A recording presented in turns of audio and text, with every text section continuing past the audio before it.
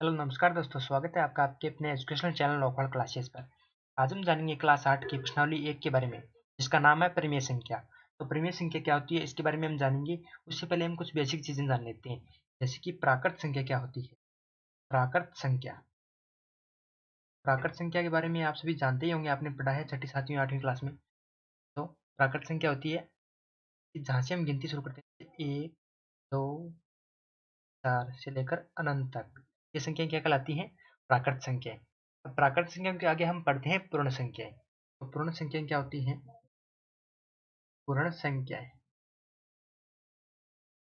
पूर्ण संख्या यानी इन प्राकृत संख्या में यदि हम जीरो और शामिल कर दें तो वो क्या बन जाएंगी? पूर्ण संख्याएं। जैसे कि 0, 1, 2, 3 से लेकर अनंत तक, ये हो जाएंगी पूर्ण संख्याएं। अब प्राकृत संख्या और पूर्ण संख्या पढ़ने के बाद में हम पढ़ते हैं पूर्णांक संख्याएं। पूर्णांक संख्याएं पूर्णांक संख्या पढ़ने से पहले बच्चों देखते हैं। देखो, प्राकृत संख्याओं में 1 से लेकर अनंत तक, यानी गिनती हम कहाँ से शुरू करते हैं? 1 से। तो 1, 2, 3, 4, ये तो क्या होगी? प्राकृत संख्या। इनमें जीरो और शामिल कर दिया, यानी 0, 1, 2, 3, यानी इनमें माइनस की संख्या शामिल नहीं है, तो ये हो गई पूर्ण संख्याएं। अब देखो, पूर्ण संख्याएं तो सारी शामिल होंगी, इसके अलावा इसमें माइनस की सारी संख्याएं और शामिल हो जाएं, यानी माइनस अनंत से लेकर -3, -2, -1, 0, 1, 2, 3 लेकर अनंत तक, यानी माइनस अनंत से लेकर 0 को शामिल करते हुए प्लस अनंत तक की सारी संख्याएं, यानी टोटल संख्याएं आ जाएंगी इसमें पूर्ण संख्याएं। टोटल पूर्ण पूर्ण संख्याएं वो क्या हो जाएंगी? माइनस की, प्लस की और 0 क्या कहलाएंगी? पूर्णांक संख्याएं। हमने प्राकृत, पूर्ण और पूर्णांक संख्या के बारे में जान लिया। अब हम पढ़ेंगे प्रीमिय संख्या, जो कि हमारी प्रश्नावली का नाम है प्रीमिय संख्या। प्रीमिय संख्या क्या होती है? वे संख्याएं जिन्हें हम p बटा q के रूप में लिखा जा सकता है। वे संख्याएं जिन्हें p बटा q के रूप में लिखा जा सकता है, जहां p और q पूर्णांक है तथा q बराबर नॉट इक्वल टू 0, यानी बट्टे में 0 कभी भी नहीं आएगा। बट्टे में 0 आती है वो संख्या नहीं रहेगी, वो हो जाएगा अपरिमेय, यानी इनफाइनाइट। तो हमारे पास क्या है? q बराबर 0 नहीं होना चाहिए और p और q पूर्णांक होने चाहिए, और जिसे हम p बटा q के रूप में लिख सकते हैं वो क्या हो जाएगी? प्रीमिय संख्या। जैसे 1/2, यानी दोनों पूर्णांक है और q बराबर 0 भी नहीं है। 1/3, 2/6 यदि क्या हो जाते हैं? पूर्णांक, प्रीमिय संख्या। ये होगी प्रीमिय संख्या। अब हम प्रीमिय संख्याओं पर फंक्शन पढ़ेंगे, तो चलिए चलते हैं। प्रीमिय संख्याओं का अब हम संकेतियां पढ़ेंगे, यानी इन पर अलग अलग संकेतियां लगती हैं। हमारी किताब में कुछ संकेतियां दी हुई हैं, जैसे कि योग, व्यकलन इत्यादि, गुणन, सारी संकेतियां हमें पढ़ेंगे। संकेतियां पढ़ने के लिए हम सबसे पहले प्रीमिय संख्या पर संकेतियां पढ़ते हैं। प्रीमिय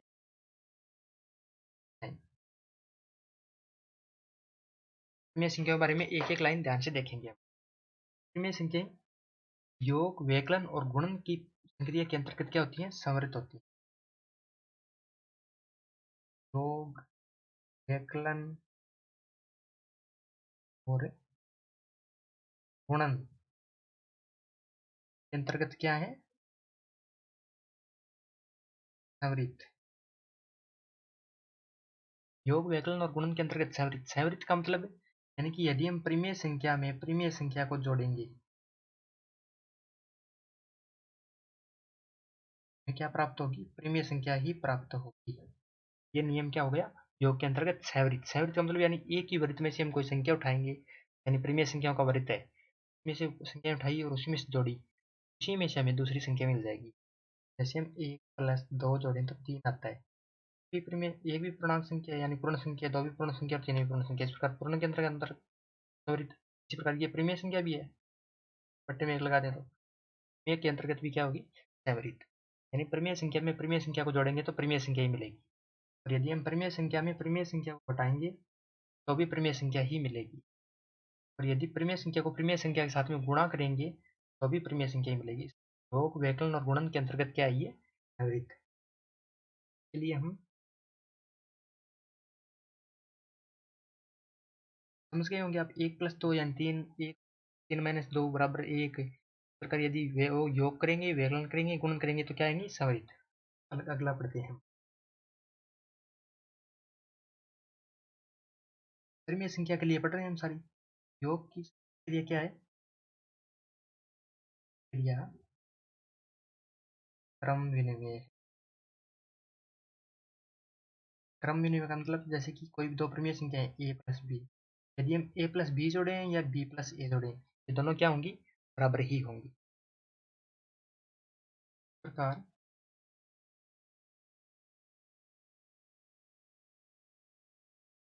गुणन भी क्या होता है? गुणन भी क्रम विनिमय है।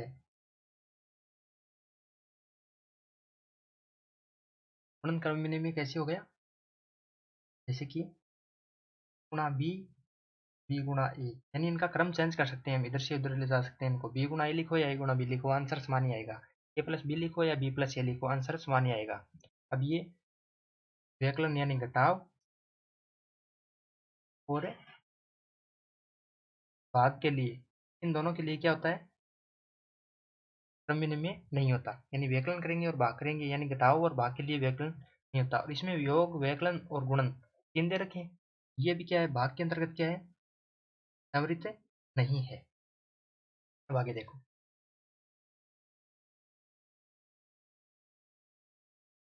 ये संख्याओं के लिए योग क्या है? आश्चर्य है। आश्चर्य का मतलब कि a+b+c प्लस बी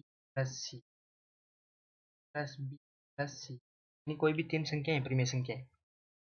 a+b यानी b और c को पहले जोड़ के a में जोड़ दो, या फिर a+b, a और b को पहले जोड़कर बाद में c को जोड़ दो, तो हमें क्या आएगा? बराबर ही आएगा आंसर, यानी कि साहचर्य है।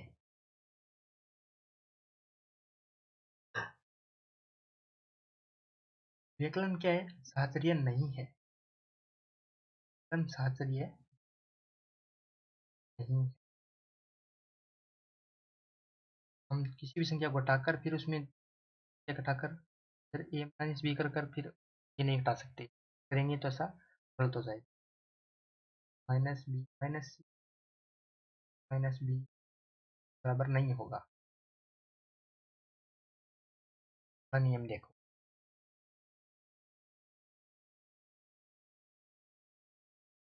नियम है, परिमेय संख्याओं के लिए गुणन साहचर्य है। गुणन साहचर्य है कि a गुणा b गुणा c के बराबर होगा a गुणा b गुणा c के। यानी कोई भी 3 संख्या है तो पहले हम 1 का गुणा 2 को गुणा करके बाद में करेंगे, 2 का गुणा पहले से गुणा करें, आंसर क्या आएगा? समान ही आएगा। ये गुणन क्या है? साहचर्य। अगला नियम देखो। भाग के अंतर्गत क्या है? साहचर्य नहीं है। भाग साहचर्य नहीं है। भाग b बराबर नहीं होगा a भाग b भाग c। ये नियम याद रहेंगे आपको। अब हम अगले नियम की ओर चलते हैं।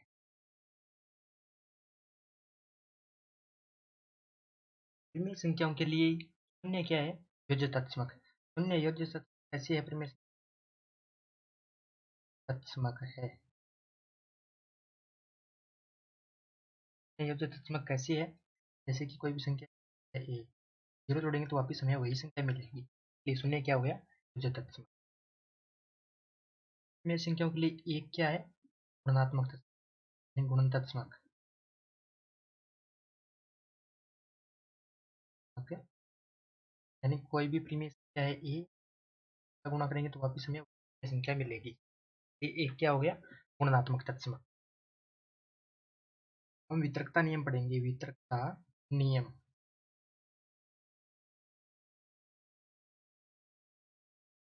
नियम में देखिए, जैसे कि भाग ए गुणा बी प्लस सी, यानी ए का गुणा हो रहा है बी प्लस सी से। ये क्या लिख सकते हैं हम? ए गुणा बी, यानी इसको कर देंगे इसके साथ में और इसके साथ में, दोनों के साथ में, इसमें चिन्ह प्लस का आ जाएगा। ए गुणा सी, ये क्या हो गया? वितरण हो गया इसका, इसलिए इसे क्या बोलते हैं? वितरकता नियम। इस सेम प्रकार से होता ही है घटाव के लिए, यानी बीच में घटाव का चिन्ह आ जाएगा, ये दोनों साथ में गुणा हो जाएगा। ए बी के साथ में भी गुणा और ए सी के साथ में सी गुणा, ये दोनों पास में वितरण हो गया, तो इसलिए क्या बोलते हैं? इसे वितरकता नियम। ये थी यहाँ पर बेसिक जानकारी। कैसा लगा आपको बताइएगा ज़रूर, और अगली वीडियो में हम प्रश्नावली का क्वेश्चन करेंगे और उदाहरण करेंगे। तब तक के लिए जय हिंद, जय भारत।